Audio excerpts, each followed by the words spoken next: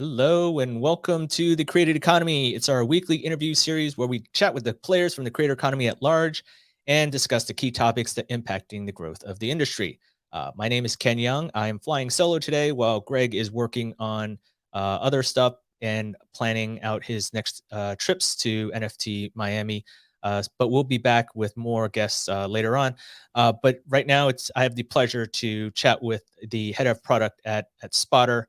It's a company that we've talked about many times on this show, and also on our Friday show, Created Briefs. But before we get to that, our special guest, just a little bit of housekeeping items. So, as I mentioned, you're watching Created Economy. It's our flagship episode. We go live. Well, normally we would go live, but actually, this is the first episode where we are doing everything pre-recorded. So this episode is now broadcasting on Wednesdays. You can find more about us at created.show. Find more long form content, insights, and show notes and a recap on our website at createdeconomy.com. Be sure to follow us on social. We are at Created Economy on Twitter. We are also Created Economy on our YouTube. Be sure to like and subscribe for all the latest videos from our episodes. And be sure to also check us out on Flipboard at flipboard.com/@createdeconomy. That's where we're going to be curating all the latest news around the industry. And be sure to, if you want to be a guest on our show, we have plenty of slots available for the rest of the year. Join us at createdeconomy.com/guest list.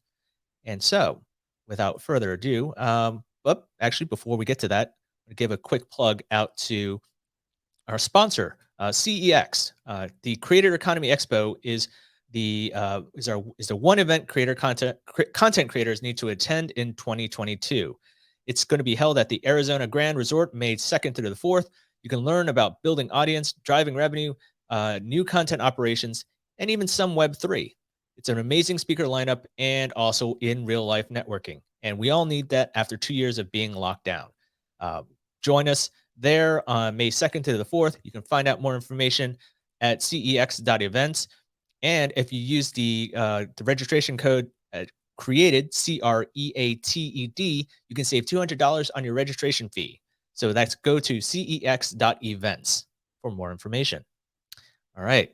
And without further ado, I want to bring on our guest at this time, Mehul Trivedi. He is the head of product at Spotter. And for those that are not aware, Spotter is a platform that provides upfront cash to creators by acquiring the rights to their content, their video content. So a little bit of background here. They just raised in February. They raised $200 million. They are now considered a unicorn at a $1.7 billion valuation. A SoftBank-backed startup. Say that 20 times fast. But it launched in 2019. They already count Mr. Beast, Like Nastia, Dude Perfect, and many others as clients, and they plan to invest $1 billion in creators to basically do deals with their catalog by mid next year, 2023. So looking forward to diving more into that. But before we get to that, Mehul, welcome to the show. How's it going? Great. Thank you for the great introduction for Spotter, Ken. Great to meet you, and thank you for your time. No worries. So why don't we, I kind of gave the little bit of introduction, but about the company, but let's talk about who you are. How did you get involved in, let's talk about your backstory, your origin story, because obviously there's anybody who loves comics and superheroes and technology, they want to know about how did people get their start. So what is your background and what led you to the creator economy? Sure. So I am a product specialist, a journalist in product space. I have worked for large companies such as Microsoft, LendingTree, Twilio, solving different types of customer-facing problems, and also at startups. I like to solve customer problems with engaging, relevant, exciting experiences. I draw my strengths and passion from finding solutions that are at the center of tech feasibility, market opportunities, and customer value. Right? I mean, the core is the customer, and you work backwards from it. In this case, work backwards from the creators. And to your point about where did I start, pretty much I'm an engineer at heart, but like to do creative product management I found out early on in my career, and that's when I switched into product strategy, product management, while also managing product development teams, building great products at various companies, as I mentioned before.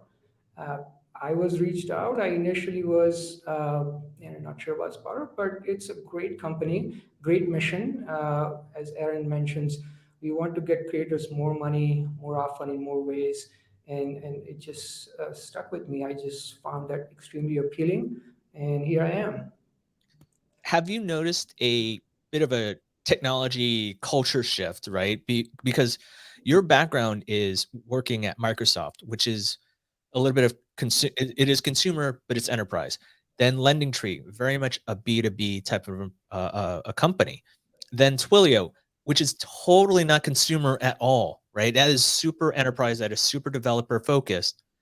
How is that what you've done in terms of product management and guiding uh, the team there? How is that in what you've done there informed what you're doing at Spotter? And has there been stuff that you find unique or challenging that you're like, wow, this is I've learned something here? Absolutely. So one thing I would say, you're right. I mean, Microsoft is enterprise as a company, but when you look at Office, OneDrive, and SharePoint, and many products, they are Outlook focused on customer, one customer at a time. Most importantly, LendingTree is a multi-sided marketplace where you convert the customers over into an engaged and lifetime relationship customer across multiple products. What I find very interesting here is creator economy is a very exciting space. The creators are hyper creative and emotionally active segment. They are involved in every aspect of their output in their product. And my draw mainly here is to love them, love to help them achieve their dreams of building the best videos possible, growing their channel into great businesses, and so on. And this is a unique kind of a marketplace opportunity here. Also, here I have an opportunity to build V0 products, right? We have proven the product market fit. Now we are beyond that. As you mentioned early on, we have deployed over $350 million in capital, and we want to help more creators. The only way we can do that is if we scale our service beyond white glove experiences into the true technology products with slippery and sticky, good customer experiences for creators. So there are a lot of overlapping opportunities here, and oftentimes, I have changed my career into a new problem space once having solved the old problem the right way. And so I bring the core strength both from the industry verticals as well as the horizontal product strategy, product management, product building here to create these great experiences for creators. What advice would you give to product managers who are part of a fledgling startup who may not necessarily have the background that you might have, right? Having the extensive experience working in big companies with a lot of diverse challenges, but they're like, I just signed on to work with my friend's company, and I'm now the PM there. I want to build something. What approach should they be taking? What kind of thinking should they be uh, you think? What should they be thinking about as it relates to building out a company or running a product? Sure. So first thing is there are a lot of things to be excited about. Building either V0 or version 1 products at startups is an experience that not is an opportunity that not everyone gets, right. It's a very unique experience. You get to leave your mark on the company. Most of the times, as is the case with about three startups that I've been now part of, you get to build not only the products but also the processes and the product culture for those companies. These opportunities teach you a lot, help you uncover a lot of things about yourselves, and especially for product people, product strategists, it's an important insight to develop. They need to be self-aware first before they can help anybody else outside. And these are those opportunities. This is a crucible of when you try something, the experimentation is the key. You either succeed and scale, and on the next experiment, you might fail and you need to pivot. Learning that agility is an important thing. People that have either not worked in those environments uh, or have not worked at all, it takes a little bit of building of a muscle to do that, to work in a vague environment with no playbook for success. Write your own playbook, learn from the experiments and experiences. It is a key thing, and it's a great experience. It's something to look forward to. And on the flip side, you want to make sure that you like the environment of chaos. Sometimes you may be constrained in some ways, either the wisdom of previous successes, mentorship, or sometimes Spotter doesn't have this problem because of the ways that you mentioned at the beginning, but constraints of resources may also be something that you have to be mindful of. So there are pros and cons, lots of fun to have, but some things to make sure that you know what you're getting into. It's pretty much you're building something from scratch on a ground that no building existed before. So let's get dive into a little bit about Spotter, right? I mean, you are, and I did a research on the company, and Spotter, it was number 9 on Fast Company's list of most innovative media companies of this year. And there's more than 120 channels that are that Spotter has deals with, I'd imagine, that delivers 9.4 billion views monthly. Uh, so as I look at what Spotter has done and read all these other articles about Spotter and its, I guess, the closest competitor, that being Jelly Smack, both SoftBank backed companies. I'm curious what happens under the surface to make this a truly innovative company, because as I as you look at just the surface, it's just a company is buying the back catalog for a creator. And okay, there's brand deals, but what else is there to Spotter that lies beneath that surface that makes it people should be like, "Oh, there's actually something more to this than them just paying out cash to creators." Like, what else? What's the magic? Sure. So let's deep dive a little bit into our process. On the surface, as you mentioned, it may look similar, but Spotter has been doing this for over 9 years now. As you mentioned, now we are at 175 channels, and we continue to grow. We have very aggressive targets for this year. And it all started with data. The germane of the idea in Aaron's head came from looking at the data and understanding what the creator motivations are, why creators can't grow fast enough. At the core of it is the capital, but there are also other things that we can help them with, the insight into the data. Either they don't have time for it, or they haven't thought about some of the innovative ways of looking at their data. And a couple of things we mentioned to our creators is, your new videos are worth a lot more than your old videos. Old videos decay really fast, and then for a long period of time, the value is locked up in your old videos. And that's where, to your point, we help with capital, unlock the value in those old videos, and uh, provide the capital without any restrictions to use for creating new videos, growing their business, building the business the way they want it. This is not an advance or a loan, right? So that in itself is a big power for the creators to have while they still hold the intellectual property. Our analytics, data analysis based on which we assess the value of the library and suitability for investment or deployment of the capital is seasoned. We haven't been doing this for the last 3 months or 2 months. We have been doing this for over 6 years. That's where the initial time was spent from 2015 up to 19 or so, when we got into this back catalog investment or back catalog licensing business. And so we have been doing this for a while. In itself, it takes a while for us to, for anyone to make sure that we are aware of what the value and right alignment is, and how we can create more value for the creators so that we can get them the most money that the creators deserve for their libraries. To your point about the secret sauce, at core, as a company, we are creator obsessed. We believe passionately about making the creator successful in helping them achieve their dreams of making the best video, building their business to the full potential. And to that point, we are building the muscle to provide them help to build a true partnership relationship beyond the capital.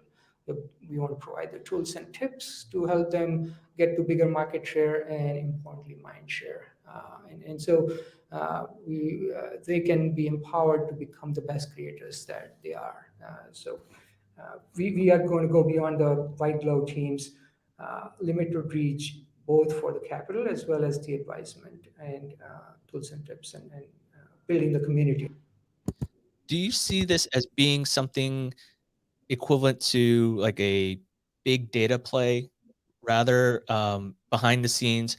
Is that kind of where at Spotter's ambitions might lie? I guess it's almost the equivalent of how when Foursquare launched, a few many years ago at South by Southwest, it emerged as a check-in app, and everyone went and checked in, and there was a whole gamification of the whole thing. Everyone had fun, but then secretly, well, those that weren't really paying attention were like, "Oh, well, that all that data has to go somewhere and it's being used by somewhere." And so Foursquare is harvesting all this data and they're using it to track people's shopping patterns or where they're going and those type of things. So it's more of an aggregate type of play. Would you say, in a sense, that's kind of what Spotter's doing in terms of as a company buys back catalogs and helps to monetize those works, that data that is derived from people watching those videos, and the creators that you are supporting get fed into some engine and therefore could help inform the wider industry or potential advertisers or brands who may want to partner with these creators. I mean, is there some big data play that Spotter could be looking at in the future? Data is definitely at the center of our use cases, right? Whether it is to understand the creator's library's value, or in some cases, when we match the brand with the right suitable library or the audience. Um, I don't know if we would ever go as far as big data for monetization. Big data as a technology for understanding the behaviors, understanding the right match for the creators so that we can get them the most money, and also uh, you know, suss out good insights into what works for a creator, how to make them more successful, how to help them become bigger, get more subs, more views, and more revenue. To that point, yes, we will continue to build more use cases on the data. I don't think we are on a mission to really democratize the data, especially about the creators. That's something we will use to help the creators, not anywhere beyond it. Now, this is early stages. We have enough opportunity in front of us to get the creators the most money they can, and in part that may come from some of the brand matching that we would also do, but kind of cherry on the top.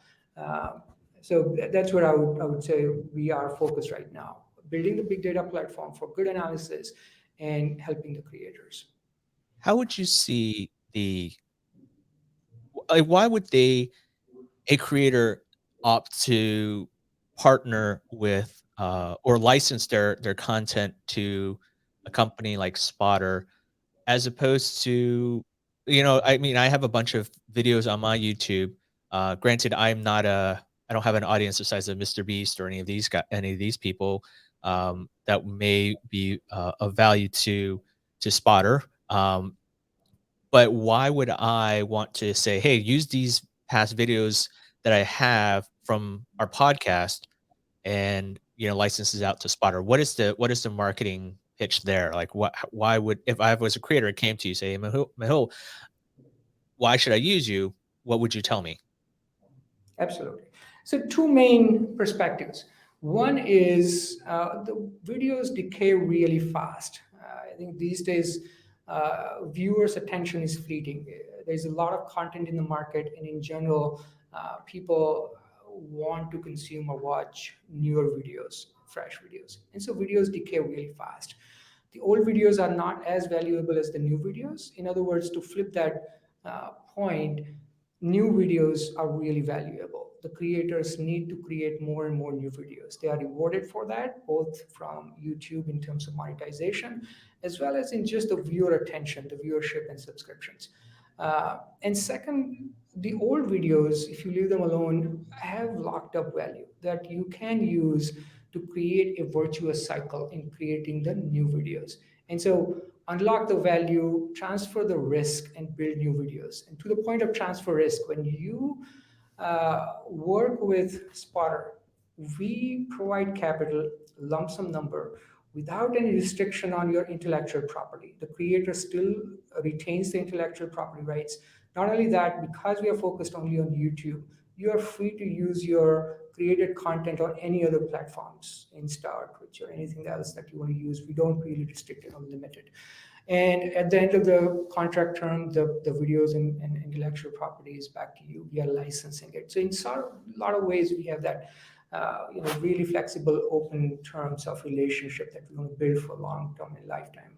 And even if you have videos that are not decaying that fast, why would you have the value locked up over the next 3, 4, 5 years where you get the trickling revenue coming in? We say take the money and build your business for now, because growth is the only true way to protect against the obsolescence. Other creators are coming into market. There is a lot of content, and so here is the opportunity to build your business with our capital and become even more successful.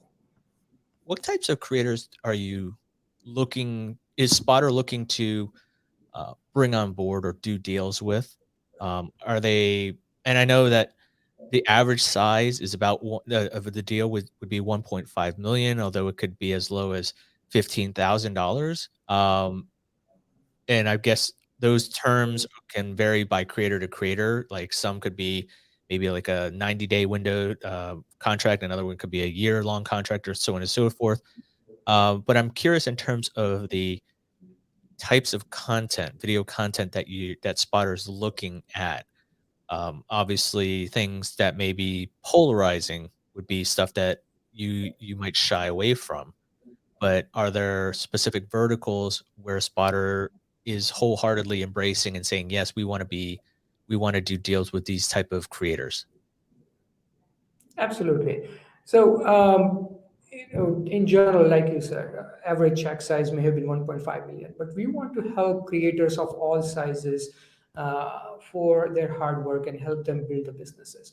One thing we look for is longevity, the creator's commitment to the platform and to the craft. So, roughly speaking, we say about creators who have been creating for about 12 months or more, generally large number of views per month, like 1 million or so right now is our focus with White Glove. But as we build scaled experiences online, probably we'll be able to entertain a lot more creators, even of smaller sizes, as long as they have commitment to the platform and to this creator craft. Uh, as you mentioned, the polarizing things, overt language, abusive language, or content, violence, weapons, etc., we'll stay away from. But otherwise, we want to help as many creators as we can. Granted, in the past or recent months, we have focused on family-oriented videos, just how the success has found us. But we are not limited by only certain categories. There may be some categories that may not show that longevity or creators' commitment to them, but we are open to working with creators that come from different categories with different motivations and creativity. And it doesn't is it specifically US centric, or are you open to working with creators worldwide? Worldwide, we have actually invested in other languages as well. Another trend we are also seeing is creators taking their English language video and porting them into other languages for audiences outside, and vice versa. So we are open to worldwide investment. What's required for your clients when they sign a deal with you? What do they need to do on their end in order to make this happen? Like, are they Do they give you access to their account? Do they need to insert some specific code? What is the process after they sign their partner with the spotter? Sure. So let's start at the process of engagement. So when the creator first finds out about us or wants to engage with us, first thing we ask for is give us authorization to access their channel data so that our uh, predictive models, our data analytics engine can analyze that channel data and arrive at the right valuation. As I mentioned, we have been maturing that engine for more than 5 6 years now. So it's a pretty good model, with our only intention being getting the most money that the creator deserves and needs to build a business. So we that's our first major step: authorization and analyzing their data. After that analysis, we provide insights on the characteristics of the channel and supporting rationale for evaluation that we may come up for the channel to explain in detail and take the creator on their journey along. Right? There may be things that we would learn from the creators in terms of what we saw versus what they're planning or what they see, what their point of view is.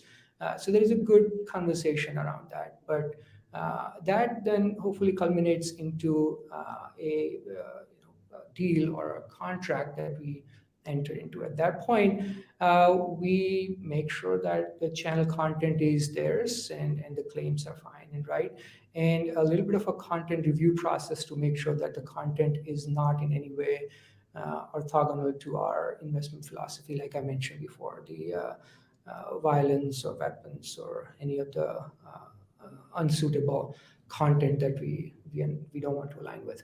And then that's it. The risk is transferred. Then over the term of the contract, even if the viewership decays or any other uh, you know issues happen with the content library, that's not the creator's risk. They have transferred the risk. They have the money and they use it to grow the business that they want. Do you see the well, I'm just curious in terms of the work that is required. Like, as I'm a partner with Spotter, are there any things that I should be avoid doing? Like, what if I want to use a Patreon or a subscription type of offering, right? Because YouTube has that subscription capability. Um, with whether there's additional features like tipping or you know other creator tools that YouTube has, or whatever existing infrastructure I as a creator might have at my disposal. Do you play nice with all these other systems? Are there any potential roadblocks that creators may need to figure out before they sign with Spotter, or it all happens behind the scenes and there's no intersection of technologies? Not that I know of. At this point, we are seeing a big, heavy trend that the social commerce is coming, right? Especially with the privacy restrictions or privacy-related flexibility that Apple and Android both have put in the hands of the phone user or device users. We see the trend in social commerce only growing in coming months and years. We are not here to get in the way. In fact, the tools, tips, and tricks, and advice and insights that I talked about will build a muscle towards how to enable creators to make more money, whether it's through Patreon or any other commerce technology, including YouTube's preferred partners and otherwise. YouTube is a great partner of ours as well. So we will, work both with our partners as well as creators to find more such opportunities to enable the creators rather than restricting them. If anything comes across as a technology limitation, I don't see how or why, because we don't move the content off of YouTube platform. So what works on YouTube will continue to work. But if it arises, we'll work quickly to just get it out of the way. Our job is to make sure that we make the creators successful without getting in their way, in fact, helping them. Do you see how do you envision Web3 possibly impacting Spotter, right? I mean, if we stick with specifically with YouTube, they're talking about potentially exploring NFTs of Of course, everybody says they're looking at NFTs. Nobody has any real concrete idea of how they're going to implement it, but of course, we know that's coming down the pipe. Same thing from anything Web3 related. Do you Is that something that Spotter is actively looking at, and do you have anything to share in terms of what Spotter might be how Spotter might play well in the Web3 space? We are definitely watching Web3 closely. We don't have any immediate product features or offering features specific to the Web3 offering. I mean, overall, integrations is where we see a lot of opportunities with Web 3.0. Uh, NFT, as you mentioned, is going to be another substrate on top of Web 3.0 or parallel to it. So any of the offerings enabled by any of the new emerging technologies will keep a close eye on, and if nothing else, start experimenting the good experiences to help the creators. But as you mentioned, with NFT, it is at the top of our mind. We haven't really announced any specific offerings related to NFT yet, but it seems like a good opportunity, at least seeing the trends right now, as additional ways of monetizing creators' intellectual property, in the artwork. Right? And so, as long as it does not conflict with our ability to continue to monetize once we have made deal with the creator on YouTube, we are all open to my earlier points about social economy, social commerce, and extensions of it. One thing I'm curious about is the world of video has moved, at least in social media, has moved from back, I think, let's say the early 2000s was when everyone posted long form videos on YouTube, on sites like Vidler and Vimeo and all these type of places, right? And then I guess in the past, let's say 5 plus years, we started moving towards bite size content or and then ephemeral content, right? And then now TikTok is a viable competitor to Facebook and Snapchat, and everyone's copying TikTok, right? With these short form videos. It seems Spotter's foundational element property are long form videos on specifically on YouTube. Has short form videos put a raised any concerns within Spotter about how this trend could potentially impact business? Or is that something like, well, it's gonna short term videos, even ephemeral videos will still be there, but long form videos will will never go away? Valid point. No, absolutely. We are keeping a very close eye on shorts, especially as they also come on YouTube, and there is a very uh, early indication, but the indications are that users are engaging with short form videos quite a bit. Right? But one thing we are also keeping an eye on is the monetization capabilities, right? At the end of the day, creators need to monetize the content to make sure that they can continue to create the content that is high quality, engaging, and rewarding. And that's not yet possible with shorts, the way the shorts are supported in all of these platforms that you mentioned. I mean, you didn't mention Insta, but Insta Reels are also somewhat of a hit, YouTube Shorts. And what you see is the platforms are creating funds to support the creators, to encourage them to create shorts, but no direct monetization play there yet. Another trend that we have seen is, to your mention of TikTok, they have actually started promoting long form videos recently. Like they have 10-minute videos and so on, which is another support in the direction that Spotify is going, which is to say long form is here to stay, long form is only going to grow. And especially the good creators with good quality content want to make their point at liberty with good pace, and that requires slight bit long form than a few seconds of video. That's good for engaging, but not for keeping and retaining the customer or viewer, and making them happy. So we believe that long form videos are here to stay. They are going to grow. A lot of it, what we are seeing is also the linear or TV is coming to connected TV and then to YouTube like disconnected devices or at will at on demand consumption. So that flow is going to continue for a while. And if at any point it looks like short is turning the tide, and we can help creators monetize much better on that platform, we won't be far behind. We are watching it like a hawk, really, really close. Gotcha. One thing, my co-host Greg, he usually likes to talk about this movement of creators becoming businesses or basically becoming entrepreneurs in of themselves. And the debate that we kind of have on the show is that some creators don't want to become business people. They don't want to be forced into that becoming an entrepreneur. They just want to be a true a creator by its purest form. But it seems that there's a sense of inevitability where people who are creators or influencers or whatever they want to be called are trying to find ways to do this, especially with this whole great resignation whole thing and people are quitting their jobs and going to do their own thing.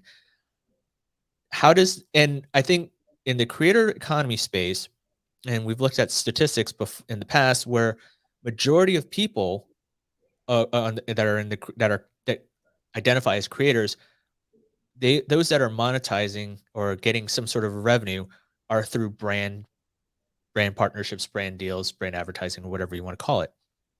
It seems that this what we have with Spotter, if you are able to produce a, a good healthy set of content over the course of your time as a creator, you don't necessarily need to bank on getting that deal with Nike or Procter and Gamble or you know T-Mobile, Samsung, whoever. Like you can find ways to monetize your work through these type of things, and it seems relatively low risk, right? On if I go through Spotter or anything any similar service, uh, because at the end of the day, I don't have to really create any new content, right? You're just using my old catalog and you're putting helping to monetize that, whether it's through ads or whatever, and you're helping to inform me of who my audience is, so that way when I take the money that you're giving me,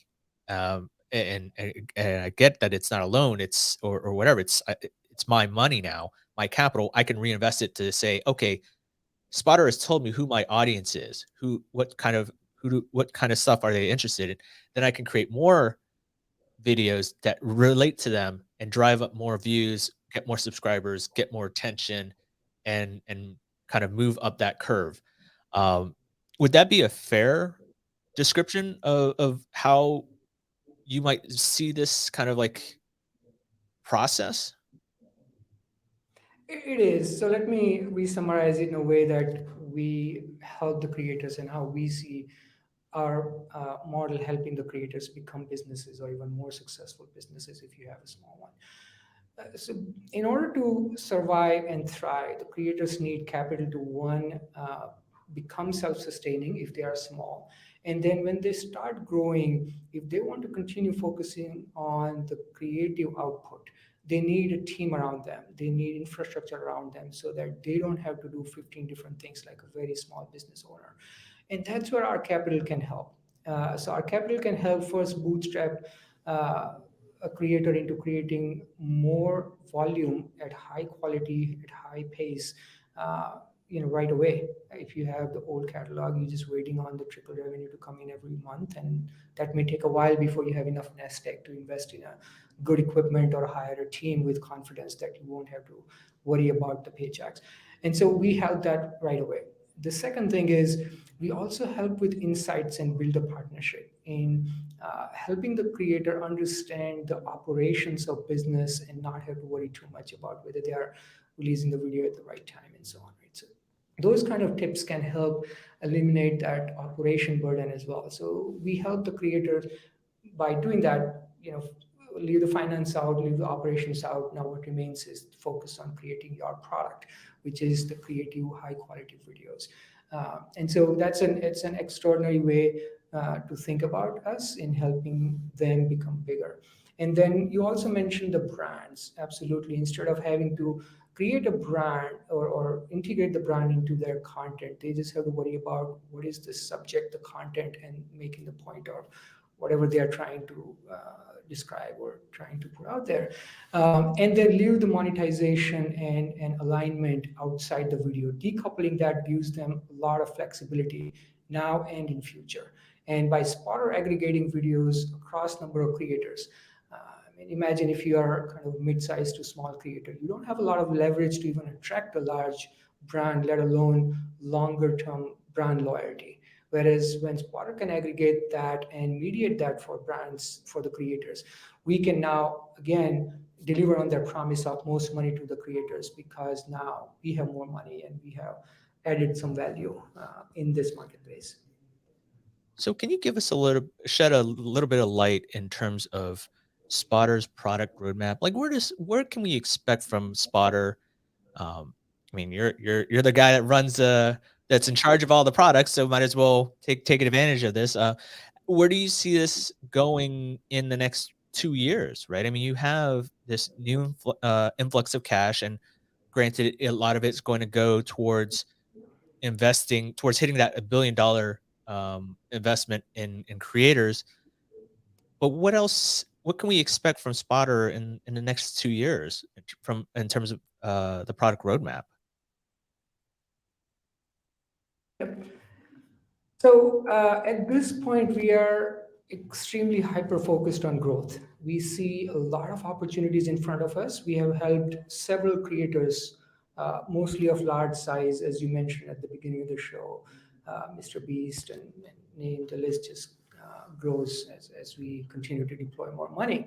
But we also think that we have the opportunity here to help the medium-sized creators become big, and they already have the potential to do so. We don't have to do a lot to help them. And so our main focus is growth, to build those sticky and slippery experiences to, one, make the creators aware of a solution such as ours that exists, how easy it is to take advantage of it, how uh, you know, uh, freeing it is to get the money and not be restricted by a loan covenant or any other kind of restrictions to your intellectual property. So we're going to be focused on growth, engaging as many creators as we can in any corner of the world without any barrier to language or presence of the creator where they are. And then we want to build the muscle towards helping these creators once they are in network, even if we may not have made the deal the first time because the creator probably didn't understand the model or alignment issues. We want to continue to nurture and nourish them for that creator to become the creator that they want to become, to build the business where they want to go. So growth and then engaging and grooming the creator into the right type, right size, right focused creator they want to become. So we're going to focus on those two pillars, growth first, and then helping build the lifetime relationship with the creators. There will be a lot of experiences that will build around those. And everything is rooted into the analysis of data, as I mentioned before, not only from the with the eye to value the catalog, but understand the catalog and its strengths to help that creator scale or repeat the past successes they've had, the audience connections they've built, to find more opportunities for either finding more audience like that or engage more with the audiences that are already relating and connecting with them. So something I'm curious about is the defensibility of a company like Spotter, and not to say that, oh, it's anyone can do it. Obviously not. Your Spotter is doing very, very well, but I'm curious, and bet putting all your eggs in one basket, that being YouTube, um, and though you are you're on good terms with the company, is there a risk of just saying you only work with YouTube at this point?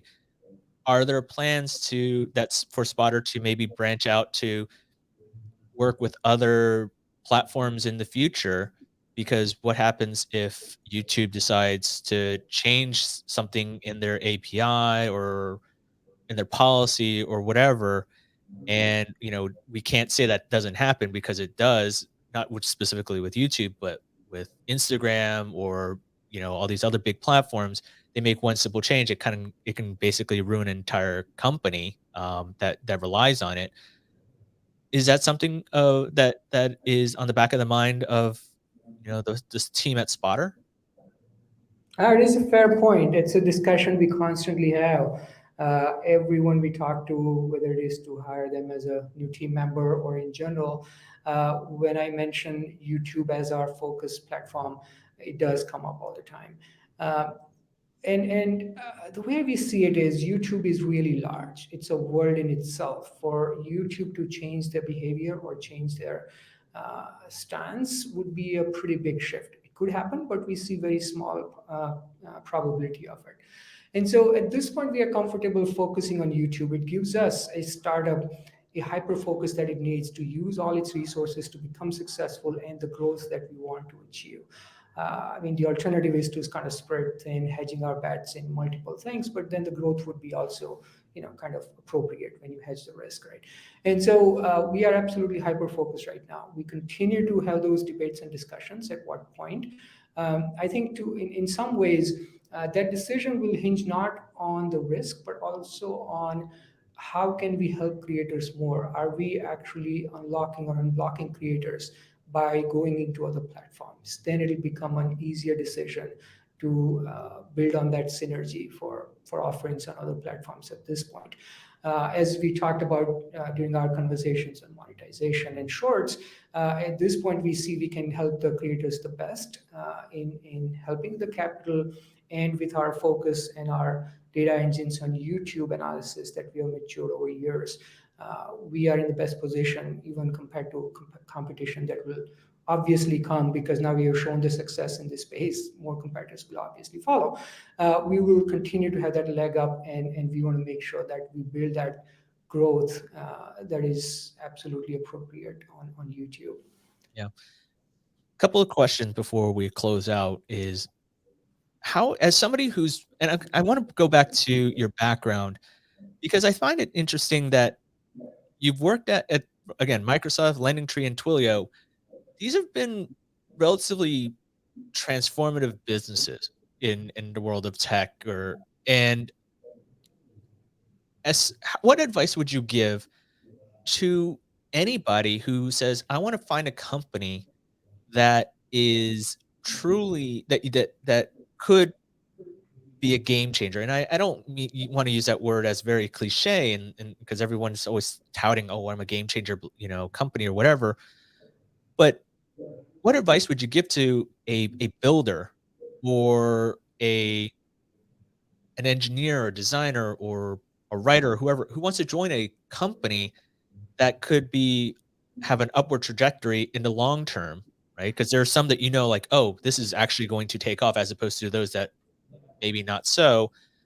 What advice would you give them in terms of scouring, in terms of figuring out what company that could be? So one thing I would advise is, put your third person hat on. Analyze your own strengths and what you need first, and match them with the experience and opportunity of learning or growing that you can get from the company that you join or the team that you join. Whether you work for a large company or a small, at the end of the day, you work with a team of people that is just kind of immediate to you. Very rarely you would find someone who can actually interact with and learn from 100 people, let alone 500 or 5,000 or 50,000 people, right? So even within Microsoft, you usually find your opportunity and best relationship and experience with your closest immediate teams. And that's what you want to match your expectation to. Whether it is a small company or a large company, you are going to be responsible for what you're doing.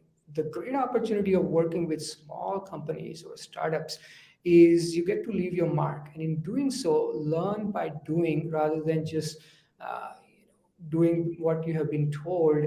And maybe you will pick up why that was important for you to do, or why the company's culture shaped up the way it is today.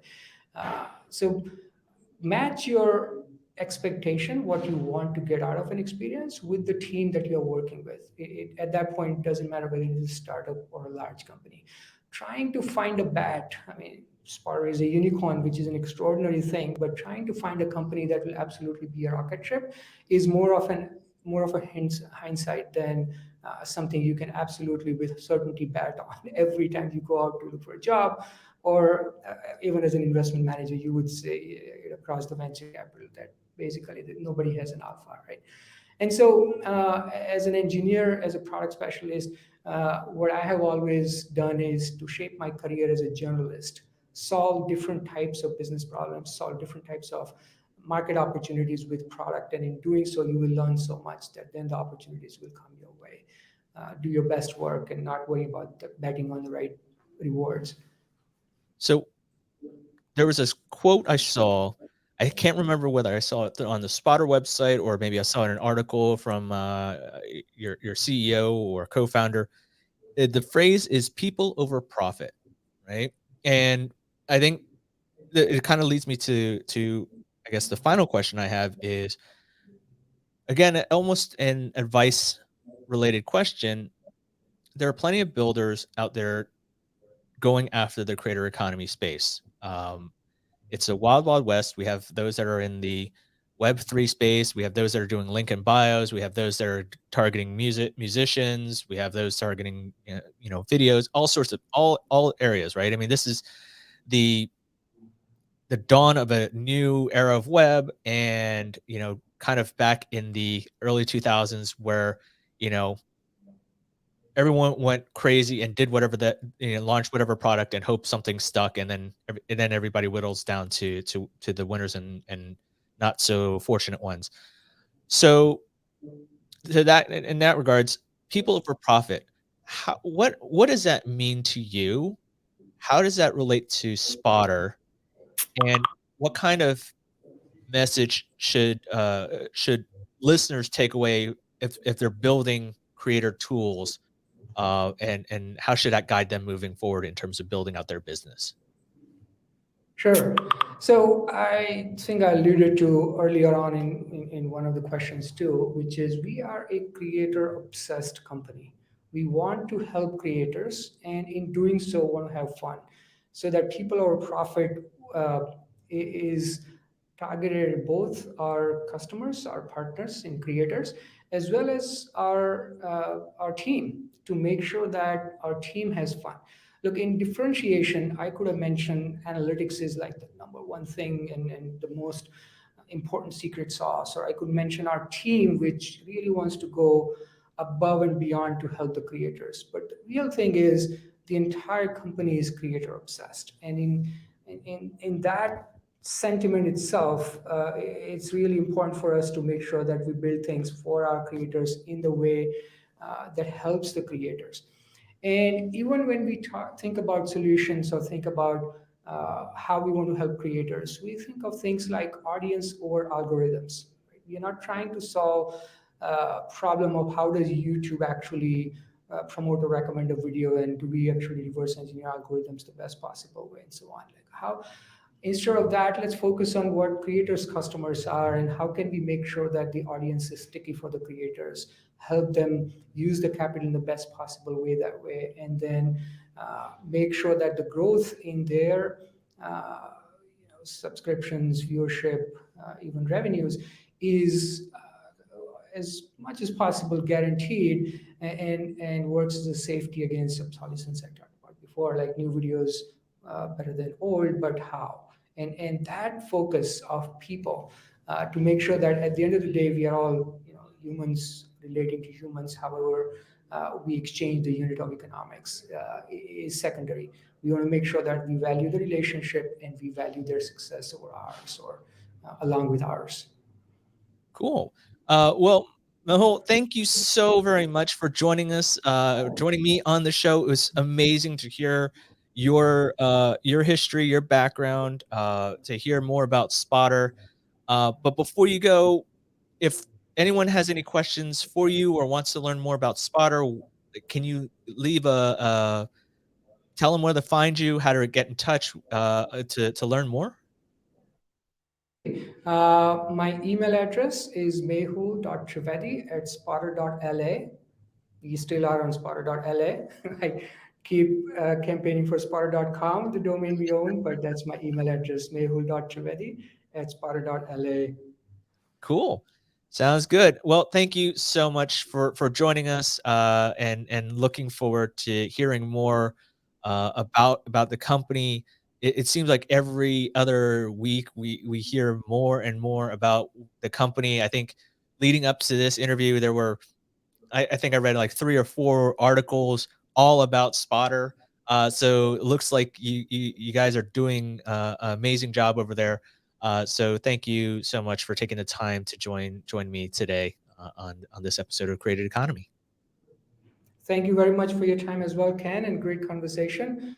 We hope to continue, getting more and more money for more creators in more ways. Sounds good. All right. Take care. Take care. Thank you. All right. Well, thank you, Mehul, for joining us, and thank you everyone for watching this episode of Created Economy. We will be back next week for another episode. We have more people, more founders and CEOs joining us. On deck is the founders of Every, Nathan Bashez and Dan Shipper. We also have the co-CEO of Artlist, Ira Belsky, joining us, and many more in the works. And if you want to be a guest on our show, join us at createdeconomy.com/guest list. Sign up there and let us know, or send me a DM or an email, or also ping Greg Narain, and we will try and fit you in on our schedule. We have plenty of openings for the rest of 2022, and we definitely want to know more about the creator economy. So with that, I bid you all a very happy day, and I look forward to chatting with you all soon. Take care.